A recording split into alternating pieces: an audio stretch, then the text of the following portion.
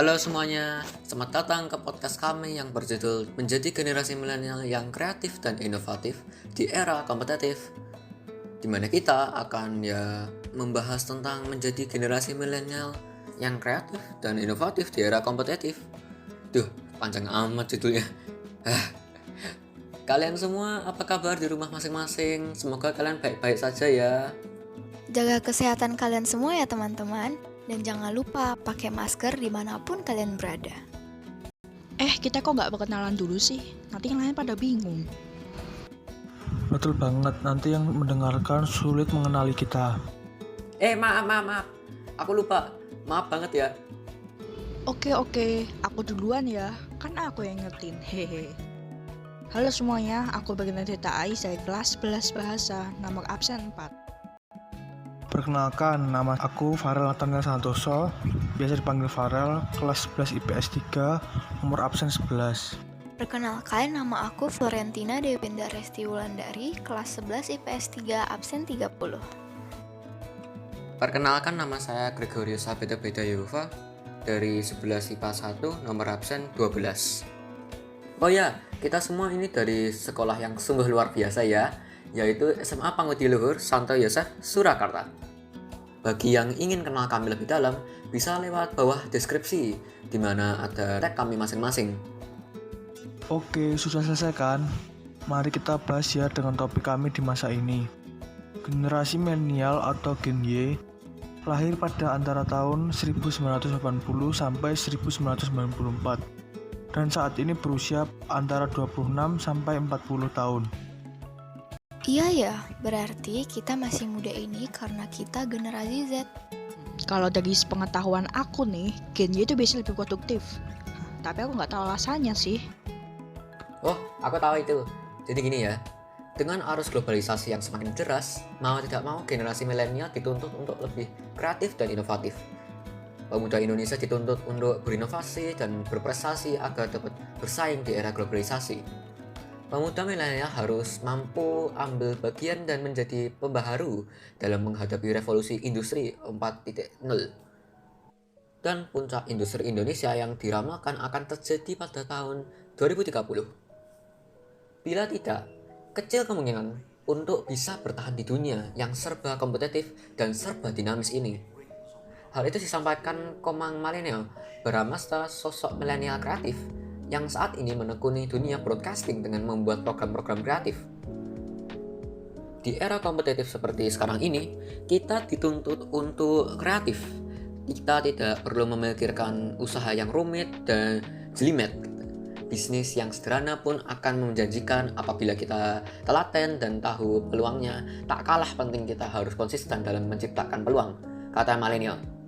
Kreativitas, kata milenial, merupakan kunci dalam menghadapi segala kondisi. Kreativitas yang merupakan modal utama kaum milenial harus dimunculkan dan dikembangkan, sehingga bisa menciptakan peluang-peluang ekonomi yang pada gilirannya maupun berkontribusi untuk bangsa. Kreativitas adalah fitur yang tak terpisahkan dari kaum milenial. Jika disalurkan dengan baik, maka kreativitas itu bisa memberikan kontribusi yang besar baik bagi diri sendiri, masyarakat maupun bangsa dan negara, ujarnya. Oh iya, tapi generasi milenial sekarang tuh hidup di dunia digital. Dan karena COVID ini jadi terpaksa untuk berprestasi di rumah.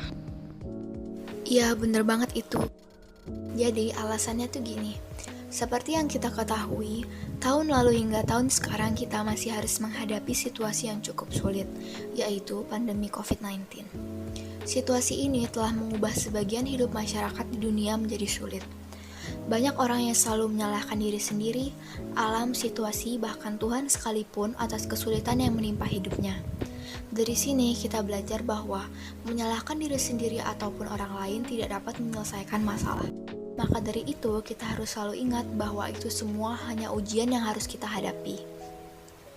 Kita memiliki hidup yang dianugerahkan oleh Tuhan secara cuma-cuma, dan harus kita jalani dengan hati yang tulus serta menghargai kehidupan.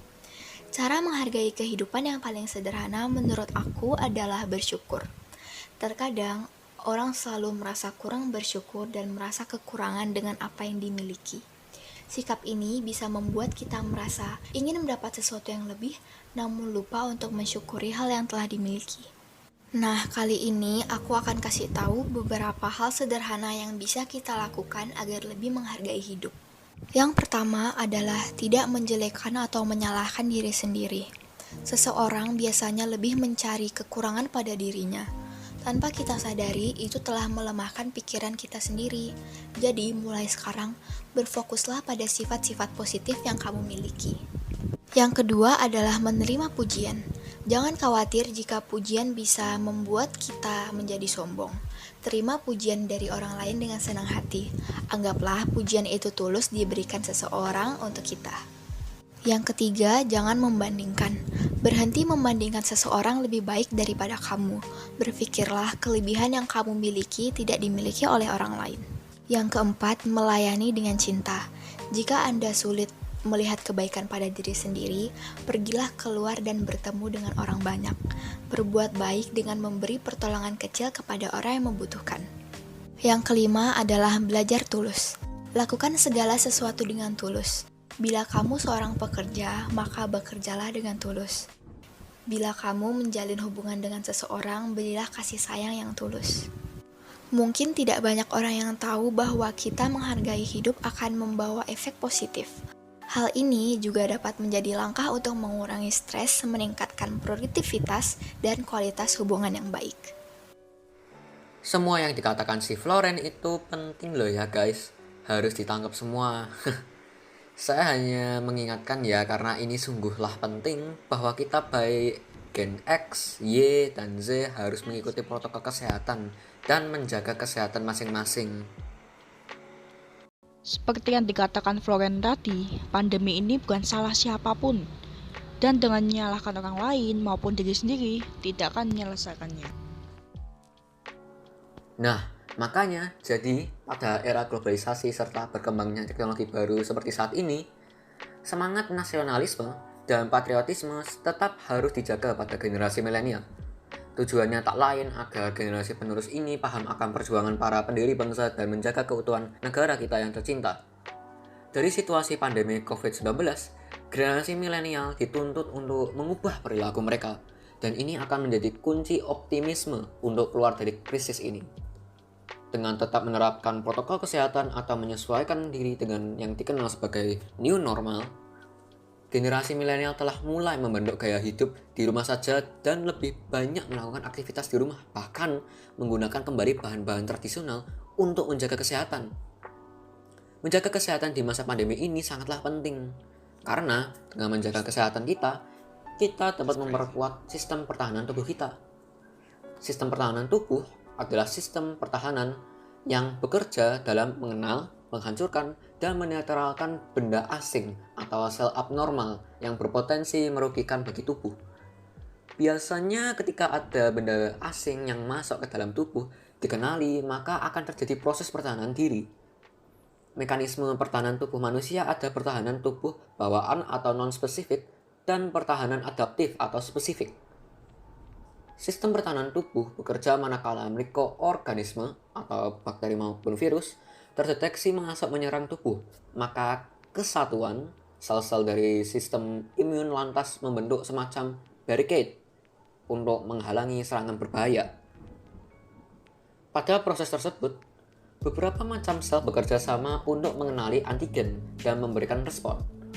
Kemudian sel-sel ini merangsang limfosit B untuk menghasilkan antibodi, yang tak lain adalah protein yang nantinya akan menempel pada pemicu penyakit atau antigen.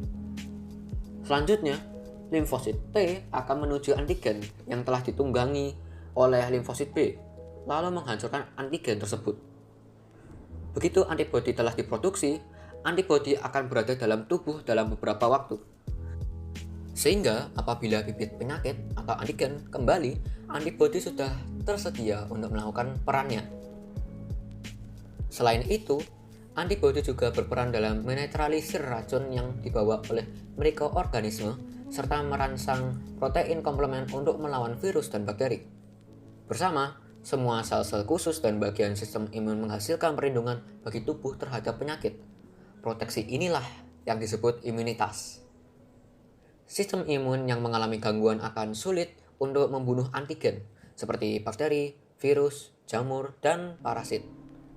Pada orang dengan kondisi tubuh yang normal, sistem imunitas akan aktif melakukan pertahanan diri.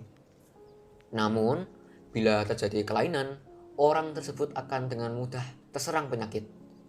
Oleh karena itu, kita diwajibkan atau diharuskan untuk menjaga kesehatan kita selama di rumah. Dengan melakukan hal sederhana seperti berolahraga, mengatur konsumsi atau pola makan yang baik, tidur secukupnya, dan lain-lain. Nah, seperti aku yang bilang tadi, kita diwajibkan atau diharuskan untuk menjaga kesehatan kita selama di rumah. Dengan melakukan hal sederhana, dan hal sederhana tersebut bisa dengan mengatur konsumsi atau pola makan kita. Sebab apa yang akan masuk ke dalam tubuh kita juga sangat mempengaruhi kondisi fisik kita nantinya. Sayuran dan buah merupakan makanan yang mengandung berbagai nutrisi yang sangat dibutuhkan oleh tubuh, seperti vitamin, mineral, dan juga serat. Agar mendapat macam-macam vitamin, cobalah untuk mengkombinasikan buah dan sayur setiap harinya. Kita bisa juga mengkonsumsi gandum, oat, atau nasi merah atau ubi-umbian sebagai sumber serat. Jangan lupa loh ya, tambahkan ikan, telur, dan susu rendah lemak untuk sumber protein hewaninya. Sistem koloid merupakan suatu bentuk campuran atau sistem dispersi dua atau lebih saat yang bersifat heterogen namun memiliki ukuran partikel terdispersi yang cukup besar, yaitu antara 1 sampai 100 nanometer. Susu, mentega, dan margarin merupakan campuran heterogen dan termasuk sistem koloid berjenis emulsi, yaitu campuran zat terdispersi cair dengan medium pendispersi cair. Koloid merupakan campuran zat-zat yang sulit bercampur secara homogen. Nah, kita juga harus minum guys. Jadi air membantu mengedarkan nutrisi dan komponen-komponen penting dalam darah ke seluruh tubuh. Oleh karena itu, sangat penting untuk minum air putih di masa pandemi ini. Jangan sampai dehidrasi. Terlebih jika Anda mengkonsumsi suplemen, maka jumlah air yang dikonsumsi juga harus ditambahkan. Lalu, hindarilah lemak jenuh karena tidak semua lemak memiliki nutrisi yang baik bagi tubuh teman-teman. Lalu guys, untuk yang belajar tata boga, cara memasak juga mempengaruhi kesehatan tubuh kita loh. Lebih baik mengukus atau merebus makanan daripada menggorengnya untuk mengurangi kadar kolesterol jahat. Dan yang terakhir ya guys, kurangi asupan garam dan gula tambahan karena makanan dan minuman tinggi lemak, gula, serta garam yang dikonsumsi berlebihan dapat meningkatkan asupan kalori. Apabila kita ingin mengonsumsi makanan kemasan, cobalah ya guys untuk memilih makanan yang kandungan garam dan gulanya rendah. Kayak gitu itu penting, tolong dicek terus ya. Nah guys, tidak hanya mengatur konsumsi atau pola makan saja, kita juga bisa melakukan kegiatan olahraga agar pola hidup sehat kita lebih teratur. Nah, salah satu contoh olahraga yang dapat dilakukan pada masa pandemi seperti ini adalah pencak silat. Dalam keadaan pandemi seperti sekarang, sangat sulit berlatih secara tatap muka. Maka dari itu, sebagai generasi milenial yang inovatif dan kreatif, kita dapat berlatih pencak silat melalui internet dan YouTube. Pencak silat merupakan olahraga bela diri yang mengandung nilai-nilai seni tradisional dari Indonesia. Pencak silat merupakan unsur-unsur kepribadian bangsa yang dimiliki dari budidaya yang sudah turun-temurun. Pencak silat sudah tersebar ke seluruh kepulauan Nusantara sejak abad ke-7. Hal ini bisa dilihat pada masa penjajahan Belanda. Pencak silat sudah ada dan dipakai untuk melawan penjajah. Pencak silat berasal dari dua daerah di Indonesia, yakni Minangkabau Sumatera Barat dan Cimahi Jawa Barat yang mempunyai aliran berbeda. Penyebaran pencak silat di Nusantara sudah terjadi pada abad ke-7. Ini dibuktikan lewat relief Candi Borobudur pada tahun 1903, berdiri Perguruan Setiahati atau PSH dan Perguruan Setiahati Teratai atau PSHT pada 1922. Dalam pencak silat mempunyai 3 nilai, yaitu nilai pertama, nilai kebudayaan. Budaya dan permainan seni pencak silat salah satu aspek yang sangat penting. Istilah pada umumnya itu menggambarkan bentuk seni tarian pencak silat dengan musik dan budaya tradisional. Yang kedua, aspek bela diri. Aspek ini bertujuan untuk mengembangkan aspek bela diri yang terampil dalam gerak efektif. Ini untuk menjaga keselamatan atau kesehatan fisik dan mental yang dilandasi sikap kesatria, tanggap, dan mengendalikan diri. Yang ketiga adalah aspek olahraga.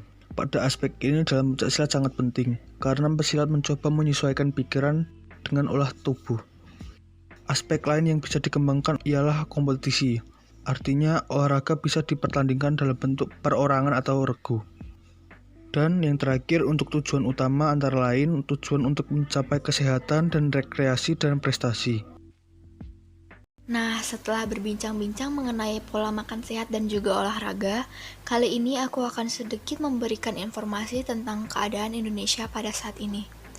Di tengah penanganan wabah ini, Indonesia harus menghadapi berbagai macam bencana alam yang menambah kepiluan. Mulai dari banjir, tanah longsor, erupsi gunung berapi, gempa bumi, hingga angin puting beliung. Dari berbagai macam bencana ini, kita bisa melihat bagaimana kesiapan otoritas terkait dalam menangani bencana. Penanganan bencana-bencana ini pun tak pelak membutuhkan kerja ekstra, karena harus dilakukan dengan tetap menomorsatukan protokol kesehatan ketat, guna menekan penyebaran virus COVID-19. Penanggulangan bencana dapat dilakukan melalui edukasi, kearifan lokal, dan pemanfaatan teknologi modern. Pendidikan kebencanaan dapat dilakukan melalui kegiatan pendidikan formal dan informal.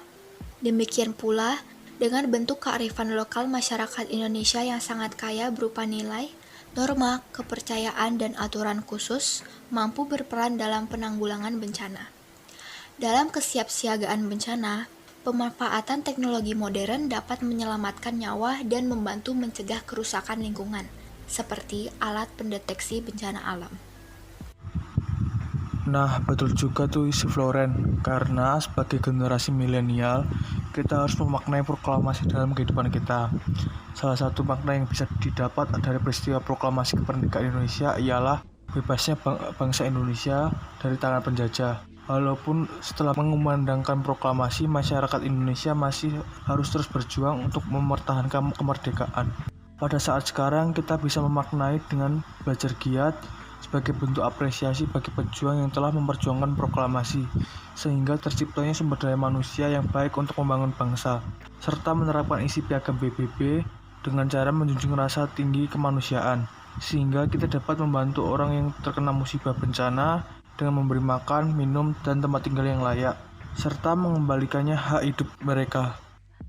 Ya, benar sekali. Ternyata makna proklamasi itu penting bagi kehidupan kita.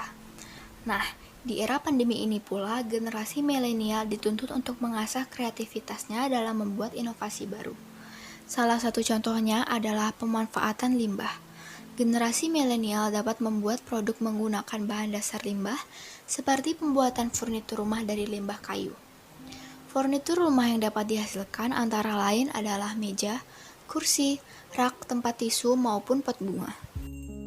Tidak hanya membuat produk, generasi milenial juga dapat mempromosikan produk tersebut melalui berbagai situs marketplace berbasis digital seperti Shopee, Tokopedia, Blibli, JD.id, dan masih banyak lagi. Keunggulan mempromosikan produk di situs online marketplace antara lain adalah tidak dikenai biaya dalam mempromosikan produk, kemudahan dalam berkomunikasi dengan konsumen, dapat menjangkau banyak orang, cakupan pemasaran tak terbatas, dan lain sebagainya. Nah, agar produk dapat dikenal banyak orang, kita dapat mempromosikannya menggunakan gambar dan tulisan-tulisan tentang produk yang dapat menarik hati para pelanggan. Selain mempromosikan menggunakan bahasa Indonesia, produk juga dapat dipromosikan menggunakan bahasa Inggris atau bahasa daerah lainnya agar terlihat lebih unik. Generasi milenial sungguh kreatif loh dalam berjualan, karena mereka dikenal sebagai kreatif yang paling produktif.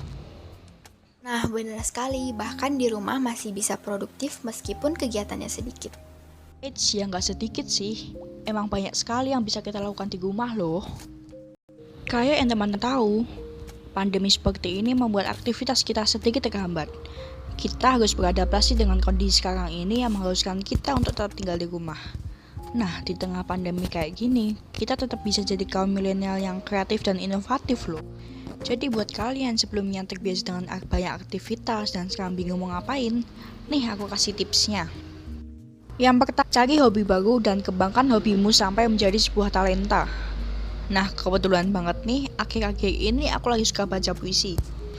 Puisi dalam bahasa Jerman. Ya, walaupun masih dalam status penikmat dan belum sampai tahap menciptakan sebuah puisi juga sih. Hehehe. Ini salah satu puisi yang jadi favorit aku. Judulnya Neue Liebe, Neues Leben by Johann Wolfgang von Goethe. Jadi puisi ini tuh menceritakan tentang ungkapan keinginan Goethe untuk melarikan diri dari kekasihnya. Di dalam puisi ini juga mengandung unsur kebingungan atas perubahan hidup Goethe terhadap sang kekasih dan Goethe ingin terlepas dari hal itu. Ya, walaupun awalnya sulit dipahami, tapi dari sebuah puisi ini aku dapat menemukan sebuah wawasan baru. Syukur-syukur ke depan aku sendiri, berawal dari hobi, lama-kelamaan jadi talenta, hehehe. Yang kedua, memanfaatkan limbah sekitar menjadi sebuah peluang usaha. Sama seperti yang dikatakan Floren tadi, kita sebagai kaum milenial harus pintar-pintar dalam mengolah limbah agar dapat menciptakan sesuatu yang bermanfaat. Seperti contoh yang telah disebutkan tadi, furniture rumah dari limbah kayu. Bukan hanya proses pembuatannya saja yang memerlukan kreativitas, tetapi saat mempromosikannya pun kita harus menggunakan kreativitas kita semaksimal mungkin. Semisal kita ingin mempromosikan ke situs belanja online, nah, kita pasang iklan produk kita di sana, menggunakan berbagai macam bahasa agar dapat menarik perhatian dari berbagai kalangan. Agar dapat menjaring lebih banyak peminat dari banyak kalangan, aku ngasih contoh nih, iklan dalam bahasa Jawa dan bahasa Inggris. Nih, yang contoh iklan bahasa Jawa ya. Teh melati, cap kepala jenggot. Ayo podo ngombe teh melati, sing arum ambune lah enak rasane. Digawe saka melati asli, duwe khasiat kathah. Khasiate saged nyegah kolesterol, nglancake nguyuh lan awak dadi sehat. Pemesan saged telepon wonten Bapak Agus 0219216456, Jalan Hasanuddin KM 3 Ngajeng Indomaret Palmerah. Oh iya, sekalian aku jelasin untuk struktur iklannya ya. Nah, iklan itu punya 3 struktur. Yang pertama orientasi, yang kedua tubuh iklan, yang ketiga justifikasi. Yang pertama nih, orientasi. Berisi perkenalan dari iklan itu sendiri yang di dalamnya terdapat teks atau kata-kata yang merupakan perkenalan dari iklan tersebut. Tubuh iklan. Berisi inti dari iklan itu sendiri yang di dalamnya berisikan iklan atau topik yang disampaikan kepada pemirsa. Lalu yang terakhir, justifikasi. Berisi penjelasan atau keterangan lebih lanjut tentang sebuah iklan, seperti alamat web, nomor telepon, email, media sosial resminya, dan sebagainya. Selanjutnya, aku contoh iklan dalam bahasa Inggris. If you don't brush your teeth regularly and correctly, it can cause cavities. So, try this toothpaste.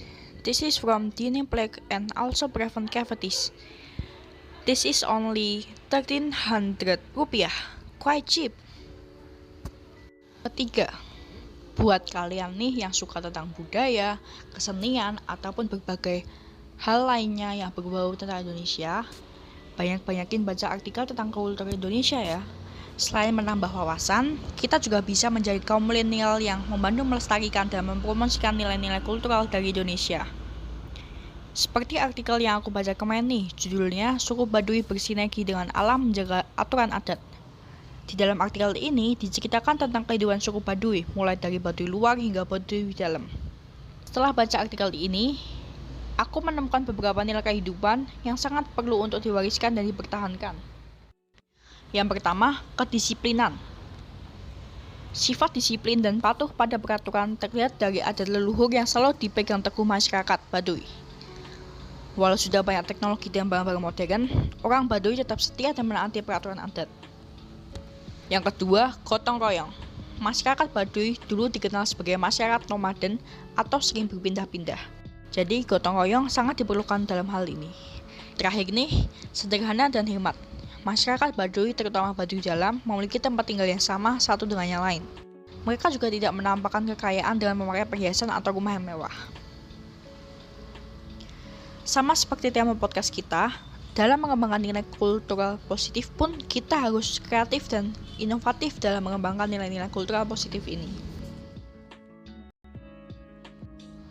If we apply these tips, we will be creative and innovative in this competitive era. There are many ways that we can stay creative and innovative. You can do it. That's all from me and thank you. Nah, seperti yang dikatakan Ais, banyak sekali generasi milenial yang kreatif dan gemar dengan hobi mereka masing-masing. Generasi milenial memiliki kegemaran atau hobi yang sungguh bermacam-macam. Demi memperdalam hobi, mereka rela untuk mengeluarkan budget lebih untuk mengasah kemampuannya mereka masing-masing. Sehingga nantinya kemampuan tersebut dapat digunakan untuk memulai berkarir atau berkompetisi. Terdapat banyak sekali hobi dalam kehidupan sehari-hari, seperti membaca, menulis, memancing, olahraga, dan lainnya. Ya, sederhana-sederhana lah guys. Contoh yang lain bisa seperti generasi milenial yang tertarik dalam ilmu sains. Saya dulu memiliki teman yang sungguh gemar dalam sains. Dia mengikuti lomba banyak sekali guys, dan selalu mendapat juara 1 sampai 3. Yang paling dia jelaskan dalam lomba itu adalah ilmu cahaya. Ada 4 sifat gelombang cahaya utama yang terdapat pada gelombang cahaya. Yang dulu dia katakan pada saya ya guys. Yang pertama, dispersi, yaitu pembiasan cahaya putih atau polikromatik menjadi berbagai komponen, yakni cahaya monokromatik. Nah, sifat dispersi ini akan terjadi ketika cahaya putih melewati medan pembias cahaya. Kita bisa melihat sifat dispersi pada pelangi. Air hujan yang turun akan membiaskan cahaya putih dari matahari, sehingga terlihatlah pelangi yang berwarna-warni. Pelangi adalah fenomena optik yang terjadi ketika sinar matahari dan hujan saling bereaksi dengan cara tertentu. Pelangi terbentuk karena adanya pembiasan sinar matahari yang dibelokkan. Sinar ini berpindah arah dari perjalanan satu medium ke medium lainnya oleh tetesan air yang ada di atmosfer. Terjadinya pelangi karena proses pembiasan itu. Matahari membiaskan sinarnya ke tetes atas air dan menghasilkan warna-warna indah yang terpisahkan. Saat proses pembiasan sinar matahari terjadi, cahaya dibelokkan berpindah tempat dari arah lain dari perjalanan satu medium ke medium lainnya, yaitu udara ke air. Setiap warna-warna pelangi akan dibelokkan pada sudut yang berbeda-beda, sehingga akan memberikan warna yang indah pada pelangi. Warna pertama yang dibelokkan adalah warna ungu, sedangkan warna terakhir yang dibelokkan adalah warna merah.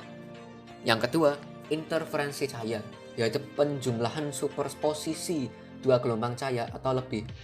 Akibatnya, maka akan terbentuk gelombang cahaya yang lain. Pada interferensi cahaya ada 2 sifat yang bisa terjadi nih.